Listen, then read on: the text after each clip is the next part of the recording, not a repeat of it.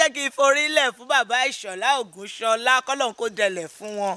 Mo kí wa káàbọ̀ pẹ̀lú orin yìí sórí ètò Kí lẹ rí sí fún ti ọ̀sẹ̀ yìí.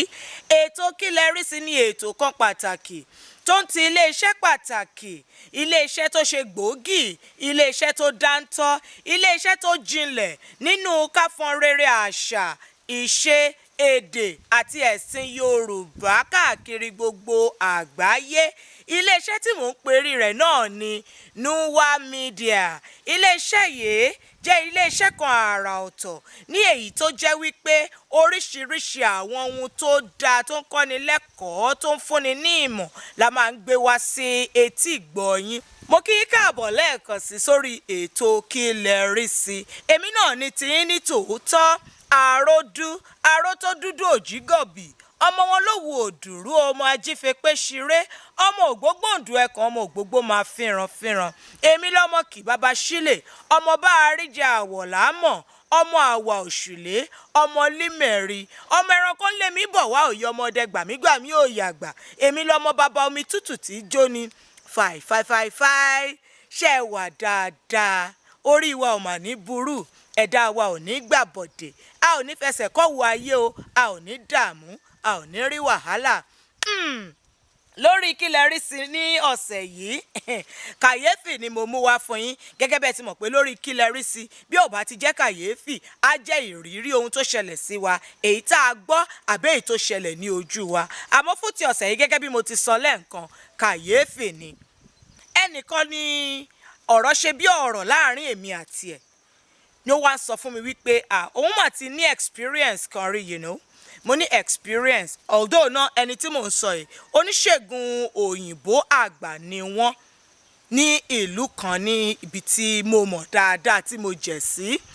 Ibi tá a ti jókòó tá a ti jọ ń sọ̀rọ̀ yẹn ni ọ̀rọ̀ tí wọ́n ní mo ti ráwọn ìrírí tó pọ̀, sórí Ọlọ́run wa yìí is a good artist. Òun náà ni wọ́n ṣe ń sọ wípé Ọlọ́run ọ̀nà rẹ̀ ẹnìkan kò mọ̀, àwa má rí dèní, ó ń ṣe iṣẹ́ ìyanu, ó ń gun èyìn bí ẹṣin.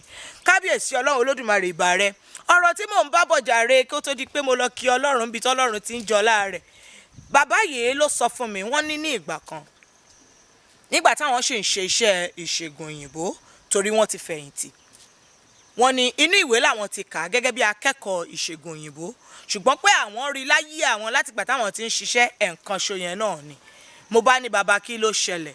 Wọ́n níṣe làwọn wà ní ilé ìwòsàn ibi táwọn ti ń ṣiṣẹ́ ní ọdún náà ni wọ́n rush obìnrin yìí dé ní emergency. Ó máa kú ni, ó máa là ni, ó lóyún, ó ti fẹ́ bímọ. In fact, ó dà pé ẹni yẹn ti lọ sí ọ̀dọ̀ àwọn agbẹ̀bí ti ìbílẹ̀, àwọn traditional birth attendant. Ó wá fẹ́ yí mọ́ wọn lọ́wọ́ ni wọ́n ru obìnrin yẹn wá. Orí ọmọ ti há sí ní ìtàn. Wọ́n gba ìbí ọmọ yìí ní ọ̀nà ti iṣẹ́ abẹ, ìyẹn cesarean section. Ibi tí wọ́n ti wá la inú obìnrin yìí tí bàbá yìí ti ní àwọn ní káwọn rán ibi tí àwọn là padà. Làwọn ṣàkíyèsí wípé ní inú obìnrin yìí nǹkan kan wú síbẹ̀. Wọ́n ní làwọn bá wò pé ṣé ìju ló lè wà ní ikùn arábìnrin yìí báyìí ni, àbí kí ló ṣe inú ẹni yìí tó pé ẹ̀mí yẹn sọ pé bóyá ìju ni, bóyá ìju kọ́. Àmọ́ àwọn ti fẹ́ ní káwọn rán pa, ẹ̀mí yẹn kàn ní Obama ìran pa, ó ṣe wo nǹkan tó wà níbẹ̀. Wọ́n làwọn bá mú abẹ tí àwọn ń lò, làwọn bá ra àtọ̀ tíntín ní, wọ́n làwọn bá rí nǹkan kan náà dúdú ló fara hàn. Wọ́n ní làwọn bá fi ọwọ́ fa nǹkan yẹn pé ṣe ló di irun, làwọn ní àbí ọmọ ló wà nínú ẹni yìí ni. Ṣá wọ́n ṣàṣe gbogbo ètò tó yẹ kó ṣe láti fi mọ̀ bóyá ọmọ ni, ló bá rí i pé ọmọ ló wà níbú ẹ̀. Ọmọ kẹ̀, ṣe bí àpò ọmọ kan ṣo ló yẹ kó wà nínú obìnrin yìí, ṣe ló já sí wípé àpò ọmọ méjì ló ń bẹ nínú obìnrin yìí. That is, the woman had 2 wombs. Ní bàbá yẹn bá ní yé, inú ìwé lòun máa ti kàrí wípé èèyàn ní wombs méjì. Ìgbà tó máa débẹ̀ ṣá tó máa gbé ọmọ jáde, ọmọ kejì tí wọ́n máa gbé jáde ó ń lọ sí bí ọmọ oṣù 2 àbọ̀ sí oṣù 8. Ṣe rí pé ọmọ ti gbó. Ní bàbá bá ní orí àwọn náà ló láwọn ò ṣe iṣẹ́ ṣe, wọ́n ṣàrán gbogbo ohun tó yẹ ní ríran padà. Ẹ̀yin ará mi, àbẹ́ẹ̀rí pé kàyéfì ńlá ni. Ẹ jọ̀ọ́, irú orúkọ wo gan làbá pe àwọn ọmọ? Ṣé ìbejì Táyé Kẹ́hìndé la máa pè wọ́n ni, àbí mi mọ̀? Ẹ rí pé kàyéfì ńlá ni. mo fi ìdáhùn àti èrò yín mo fi sílẹ̀ fún yín pé kẹ́ ẹ fi ṣọwọ́ sí mi lórí àwọn ìtàkùn wa gbogbo lórí ayélujára lórí Facebook a wà gẹ́gẹ́ bí Nuwa Media, lórí Instagram, TikTok àti Threads ẹ ṣáà ti tẹ Nuwa_media, ìyẹn Nuwa ìlà kékeré nísàlẹ̀ àti media. Lórí YouTube a wà gẹ́gẹ́ bí Nuwa Media 01. ẹ dẹ̀ lè tẹ àtẹ̀ránṣẹ́ sí wa lórí àwọn ẹ̀rọ ìbánisọ̀rọ̀ tẹ́ ń wò lórí móhùnmáwòrán yín.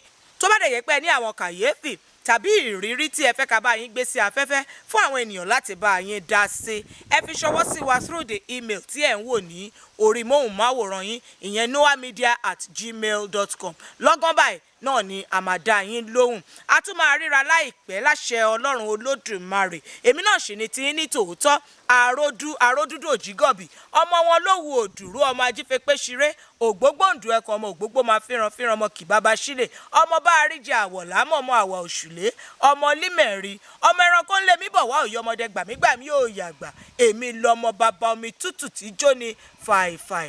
Àlàáfíà o.